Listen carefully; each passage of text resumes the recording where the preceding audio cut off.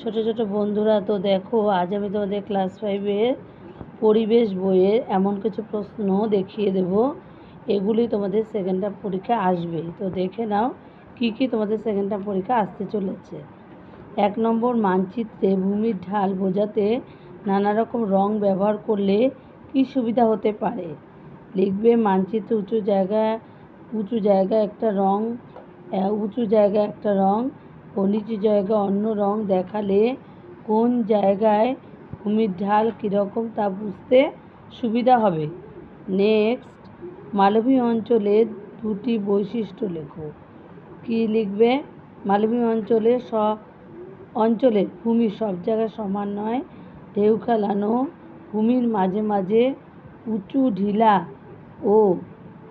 ঢিলা না টিলা ও পাহাড় দেখা যায়। 3 নম্বর কি আছে? বাঁকুড়া জেলাকে পশ্চিমবঙ্গের মানচিত্রে কোন দিকে তুমি চিহ্নিত করবে? বাঁকুড়া জেলাকে পশ্চিমবঙ্গের মানচিত্রে দক্ষিণ পশ্চিম দিকে চিহ্নিত করতে হবে। নেক্সট, মালভূমি অঞ্চলে মাটি কীরূপ? মালভূমি অঞ্চলে মাটি কাঁকরযুক্ত পাথর মেশানো লাল মাটি। তো 5 নম্বরে দেখো কি আছে? কোন অঞ্চলে লাল মৃত্তিকা দেখা যায়? লিখবে হচ্ছে মালভূমি অঞ্চলে। তারপরে বলেছে পশ্চিমবঙ্গের কোন কোন জেলায় লাল মাটি দেখা যায়? পশ্চিমবঙ্গে বাঁকুড়া, পশ্চিম বর্ধমান, পশ্চিম মেদিনীপুর, পুরুলিয়া, বীরভূম জেলায় লাল মাটি দেখা যায়। 7 নম্বর, বাঁকুড়ার শালগাছের জঙ্গলে কী কী বন্যপ্রাণী দেখা যায়? বাঁকুড়ার শালগাছের জঙ্গলে হাতি, বন্য শূকর, খরগোশ প্রভৃতি বন্যপ্রাণী দেখা যায়। পশ্চিমবঙ্গের রাঢ় অঞ্চলের দুটি নদীর নাম বলো। রাঢ় অঞ্চলে দুটি নদীর নাম হচ্ছে দ্বারকেশ্বর নদ ও শিলাবতী নদী। নেক্সট আছে 9 নম্বর, পশ্চিমবঙ্গের নদী দুটির নাম কি? পশ্চিমবঙ্গে যে নদী দুটি আছে তার নাম কি বলো তো? একটা হচ্ছে কংসাবতী আর একটা হচ্ছে রূপনারায়ণ।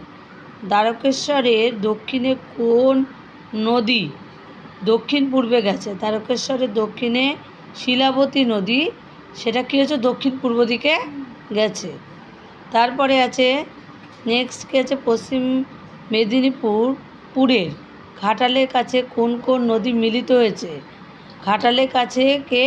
দ্বারকেশ্বর নদ ও শিলাবতী নদী, এই দুটো মিলিত হয়েছে। 12 নম্বর, শিলাবতী নদী ও দ্বারকেশ্বর নদ কোথায় মিলিত হয়ে রূপনারায়ণ নদীতে পরিণত হয়েছে? লিখবে শিলাবতী ও দ্বারকেশ্বর নদ পশ্চিম মেদিনীপুরে ঘাটালের কাছে মিলিত হয়ে রূপনারায়ণ নদীতে পরিণত হয়েছে।